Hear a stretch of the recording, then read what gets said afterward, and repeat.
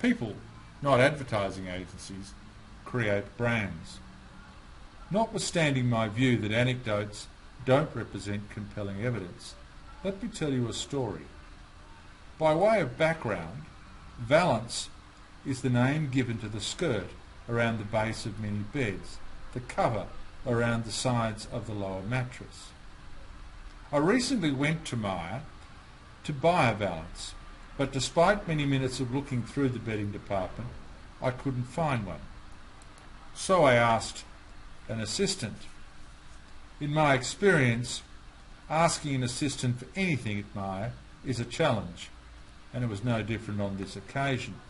After looking high and low, I managed to find the woman responsible for the bedding department, and I asked her if I could look at the range of valances. Her response was, "What?"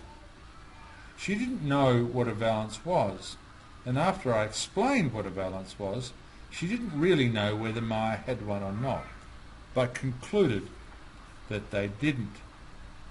This might have been poor but forgettable if it were not such a commonplace experience at Myer. Jeff Bezos, the CEO of Amazon, the world's largest retailer, says that a brand is what people say about you when you're not in the room. Well, I say Myer offers ordinary stores, a limited range, poor service, poorly trained staff, and average pricing. On the last point,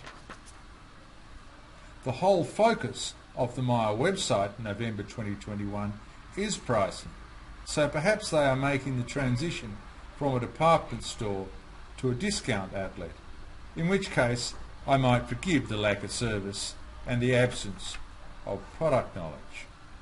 I'm not sure what Myer's optimum brand is right now, but talking with friends and based on my own experience, I would suggest that Myer's actual brand is at best confused.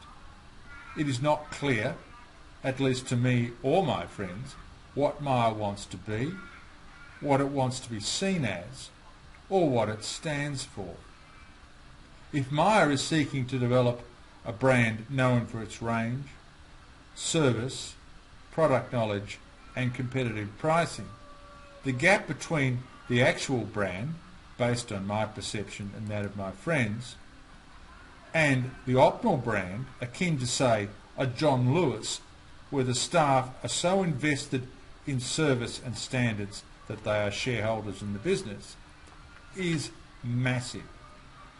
In my view, Myer has for the last 20 years been a brand where the gap between the actual brand, as lived and reflected by its staff, and the optimal brand, as communicated by its advertising, has ranged from huge to massive and beyond.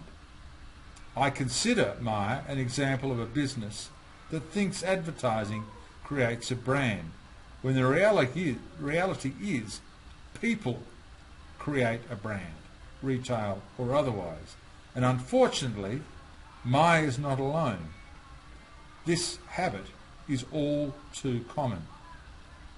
While advertising can make the market aware of a brand and create optimum brand expectations, it is the lived experience that creates the actual brand, along with the disappointment and the lack of credibility that follows in the case of Myer, or the very positive experience and very credible feeling that comes from shopping at a John Lewis.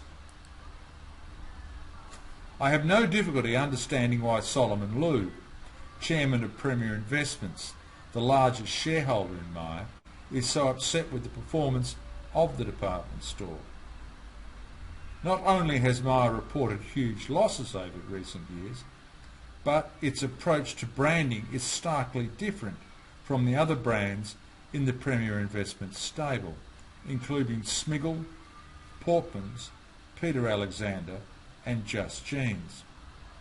In these businesses, the behaviour of the staff largely reflects the brand as communicated in advertising, and as such, the requirement for advertising is almost certainly less, and the credibility and positive feeling for the customer is significantly greater. The insights? Well, firstly, whilst advertising can create expectations, staff, not advertising agencies, create brands. Secondly, the gap between the optimum and actual brand is huge for Myer, as it is for many businesses I survey in Australia. And thirdly, a gap between the optimum brand, the promise, and the actual brand, the reality, significantly damages credibility. Questions to ponder? Well, firstly, what is your optimum brand?